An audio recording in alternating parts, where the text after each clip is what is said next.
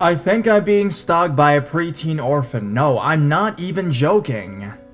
There's a kid I know, whose information I am not revealing, that's probably stalking me.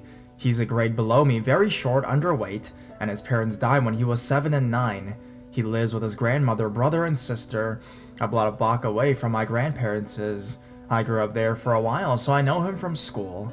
After school, I usually go to their house until my mom can pick me up. And one day, my aunt and I went out for lunch. He texts me, asking what I'm doing. I tell him I'm busy and that I'm having lunch, but he becomes persistent and asks me to help him move his refrigerator. What the fuck? I politely decline and he continues to text me. I tell him I'm tired and he stops for a while. After lunch, my aunt drops me off at my grandparents' house and this fucker was pacing up and down our street. I avoid eye contact and go inside. My aunt gives me a haircut and leaves, and I lay down for about 15 minutes. I'm not tired anymore, so I walk to my friend's house. I cross the street and he fucking yells from his front porch to me. I ignore him and keep walking, hoping he gets the message, but no. He runs across a busy street up to me and asks where I'm going. To Shelby's house. Can I come? No. Please? No. Okay. Later, man.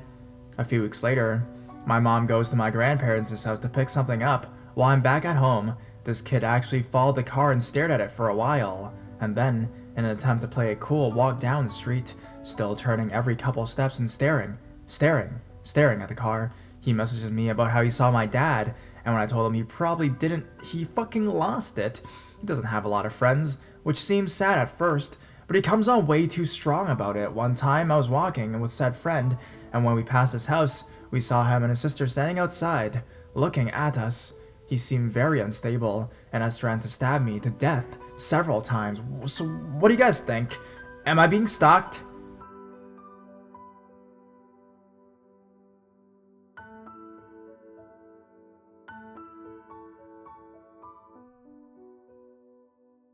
Suffering from my brother's bad judgment.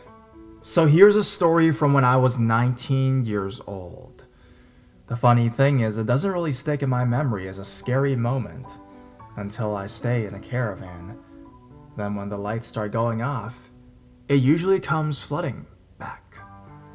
So for a bit of context, my older brother, as dearly as I love him and owe him, see my first story in this website, is a bit of a dipstick.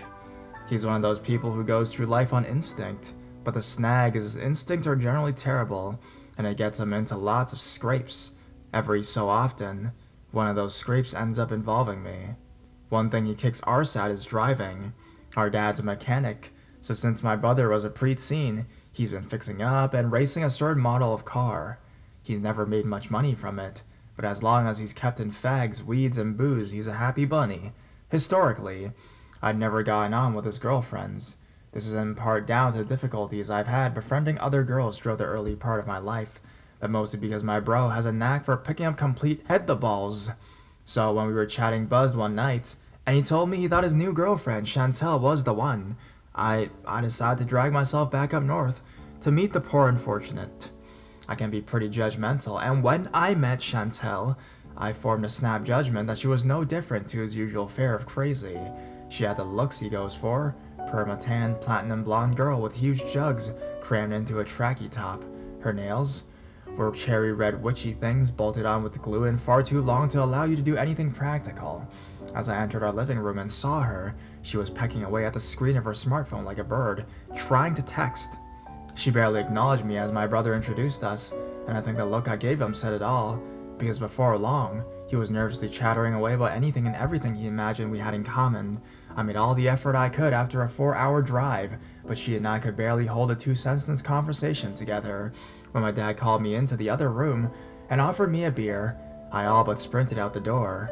"What do you think of Chantel?" he asked, casting me the sidelong glance he uses when he expects me to go off on one. I belched at him and left it at that, not really knowing where to begin.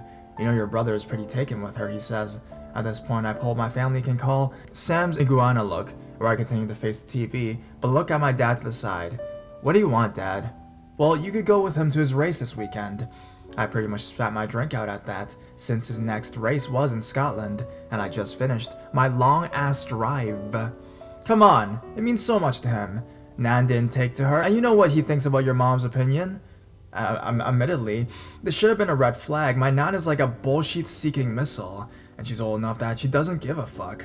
But I'm sentimental sometimes, and my big bro is such a massive fanny that my opinion probably is quite important to him. My dad senses my hesitation and presses home the advantage until I'm cramming my luggage back into my car, along with my brother's gear and Chantel's Barbie pink suitcase, which I'm pretty sure is big enough to serve as a viable alternative to my Soyuz capsule. Anyways, we take the trip up. My bro leads the way, while I followed in a battered old Golf, making painfully awkward small talk with Chantel in the passenger seat as she pecks away at her phone. The first 2 hours were unadulterated hell, but eventually we start to talk a little bit more, and when I mention that I've recently been dumped by my boyfriend, she actually switches off the screen and consoles me. She makes me feel better by putting some music on, and we bond over our shared love for the McFly busted of war. By the time we get to my brother's friend's place in Scotland, we're getting on really well. The place we're staying in is one of those fixed caravan sites. It's a little dingy, especially since holiday season is mostly over and people are leaving ahead of the site closing for the winter, but at the same time the setting is beautiful. We get set up inside, bro and Chantel will get the bed. I'll get to hear them knobbing from the converted sofa, and since lights is fading and Chantel is complaining about not having 3G, my bro decides to take her to poker night at the local pub. I'll stick around at the Caravan because I knew I'd get separated from the others and probably cornered for some awkward conversation with a pervy old man if I want. They haven't been gone for much more than an hour when Chantel starts texting me. The penny drops at this point that this is her thing. I don't know if it's FOMO or just generally being bored with her surroundings, but I figure that at any one time, she's probably texting 4 or 5 people. I don't mind. There's fuck all on TV, with just my music playing in the darkness. Give me a break, I was being an emo. My thoughts kept drifting back to my boyfriend, so I'm feeling sorry for myself. Her texting style irritates me a little bit. She keeps using text speak, but sends really long messages, and cause the signal's patchy, they keep coming through either incomplete or in the wrong order, leaving me to piece together what she's talking about, like I'm in Memento or something. She also does this weird cross-eyed tongue-out emoji at least twice per message. After a while, she talks about how the game's getting good and stops sending messages. Right as I'm drifting off to sleep, I get a call from an unknown number. I decline it out of hand. Then, almost immediately, the same number dials again. At this point, I get pissed off. The boyfriend who ditched me has developed a habit of getting drunk and then call me looking for an easy shag. I decline the call again and ignore the voicemail. A short while later, I'm jerked out of sleep by Chantel. She's texting again, asking if I'm still awake and if my bro left the keys to his car in the Caravan because he can't find them. I say yes and ask how the poker tournament went. She says very well, which Caravan is it in? Again, at this point I'm rolling my eyes, presuming they're retarded.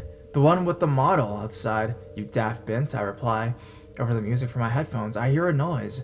It sounded like a man's laugh, but not my brother's. I'm not really sure what I heard, but it's isolated as fuck on this campsite, and my heart's starting to race. So I stand up and go to the door. I can see fuck all through the peephole. It's literally black. There's just no light pollution out there, but as I pull the earphones out, I can hear someone crunching around in the gravel. I damn near shat myself when the phone vibrated in my hand. Another text from Chantel. Let me in. For some reason, this was the point where my standard alone in the dark scaredy-catness turned into full-blown fear. I think it was because the footsteps I could hear were way, way too heavy, and they were way, way too quiet. My brother's quite light-footed, but a loud drunk, and I just know I'd have heard him and Chantel coming from a mile off, or my bro would have impersonated a werewolf or something that would have utterly failed to put the shits up me. He's like a fucking homing pigeon. There's no way he would have needed me telling him where the Caravan was. I looked down at Chantel's last few texts and saw the difference in styles. Shorter, capitalized, no annoying derp smiley. I stood frozen in the darkness. I don't know how long for. I figured they were after the car, hence asking about the keys. My mind then ran through a detailed CSI-style post-mortem of them finding my body, riddled in stab wounds and bukkake to death. I was wondering if it was just theft that to worry about, when my stream of thought was interrupted by a series of bangs and a snapping noise like a whip crack. Suddenly I can see light through the peephole. I'm in full fight or flight mode now, so it takes me a while to lean forward and look through it again. The security light of the caravan opposite is on, but the door beneath it is warped and bent from being forced open. I can see one of them rooting around inside, while the other stands by my brother's car. Then came the words, "The girl's not here." As usual with me, flight went over fight. Pretty much as soon as I heard that, I went into the bathroom on the far side of the caravan and pushed the window open. I was sure they'd hear the noise I made getting out. First my shoes squeaking against the fiberglass, then the crunch as I landed into the gravel. But I didn't stick around to figure that out. I bolted into the raised woodland just behind the caravan, not far, but far enough that I had to feel blindly ahead of myself in case I walked into a tree. Once I was completely disoriented, I waited. I waited there for a long time, until I first heard the crash of another door being broken, and no more than a minute later, the sounds of screeching tires. I never came in until I heard my brother calling for me. Even then, I waited until I could see they were alone. I damn near throttled him when Chantel told me he'd been bragging all night about how he was going to use his poker winnings to buy new brakes for the car he raced.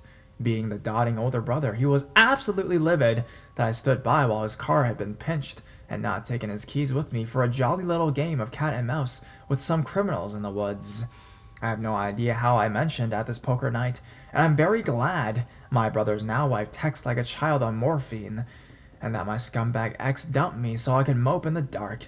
Wish I could say this is the first and last time that my brother nearly got me killed, but it's not. More to follow one day. If I can be arsed, thanks for reading.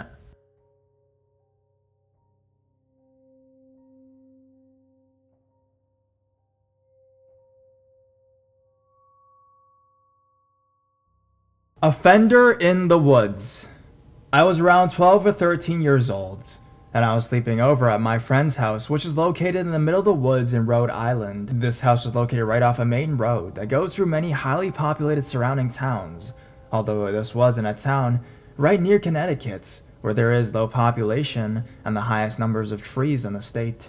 It seems wired, but look at a map or population graph of Rhode Island if you want to. Anyways, at around midnight or so, we were bored and were having trouble going to sleep, so we decided to go jog along the road outside his house. We got our jackets on and went outside. We started jogging along the road and quietly talking to each other. We were about 5 or so minutes of jogging from his house when a car went speedily by us. The middle-aged man with silver hair driving the car, which was a 2012 silver Honda Accord, looked straight at us. He then pulled her after at the next road, which I may have guessed was about 20 feet away. He reached up and manually turned the car's lights off and opened the door almost silently. He stepped out of the vehicle and started walking in our direction cautiously across the snow. It was a starry winter night outside, and we could hear his footsteps trying to be silent on the snow. We ran into the woods because we knew that something was up and did not want to risk it.